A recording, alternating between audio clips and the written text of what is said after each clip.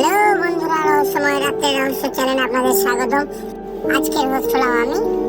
আরো মজাদার গল্প পাওয়ার জন্য চ্যানেলটা সাবস্ক্রাইব করে বেল আইকনটা টিপুন, তাহলে আমাদের গল্পের নোটিফিকেশনটা আপনার মোবাইলে আগে যাবে। শুরু করা যাক।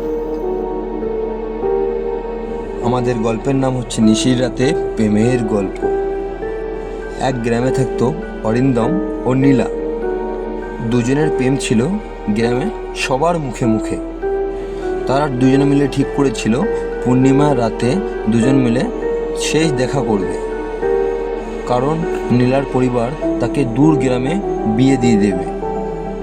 পূর্ণিমার রাতে অরিন্দম অপেক্ষা করতে থাকলো নীলার জন্য, যে নীলা কখন আসবে। চারিদিকে খুব কুয়াশা, হাওয়া, অদ্ভুত শীতলতা। অরিন্দম দেখে হঠাৎ নীলা তার সামনে এসে হাজির। সাদা শাড়ি পরে তার সামনের দিকে এগিয়ে এলো। নীলার চোখে অদ্ভুত এক ঝলক দেখে অরিন্দম চমকে গেল। তারপর সে নীলার মুখের দিকে তাকিয়ে দেখে কেমন যেন ঠান্ডা তার নিরাবেগ।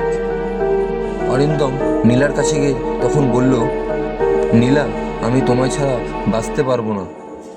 নীলা তখন হালকা হেসে ফিসফিস করে বলল অরিন্দমকে, আমি তো অনেক দূরে চলে গেছি অরিন্দম।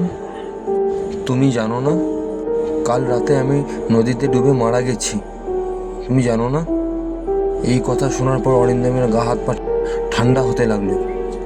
অরিন্দম নীলার পার দিকে তাকিয়ে দেখলো নীলার পা মাটিতে স্পর্শ ছিল না। তার পা আস্তে আস্তে শূন্য হয়ে যেতে লাগলো। অরিন্দম তখন নীলাকে চিৎকার করে ডাকলো, কিন্তু উত্তর এলো নদীর হাহাকার আর শীতল শব্দ।